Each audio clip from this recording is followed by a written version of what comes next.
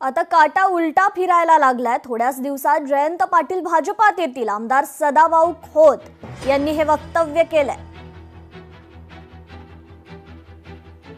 20 वर्ष काम केला, पण भावांनो तुम्हाला मी सांगतो की आता काट उलट फिरायला लागलं।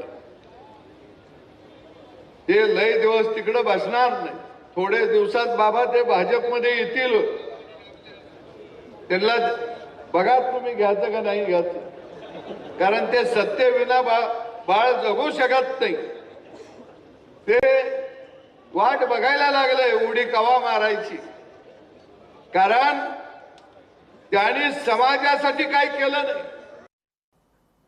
मीरा भाईंदरच्या महापौरपदी भाजपच्या डिंपल मेहता भाजपकडून खरं तर दुसऱ्यांदा डिंपल मेहता यांच्या नावाची निवड करण्यात आली आहे। अमराठी महापौर केल्यानं मनसे आक्रमक झालेली आहे। मराठी एकीकरण समिती आणि मनसे हा मिळून मोर्चा काढणार आहेत।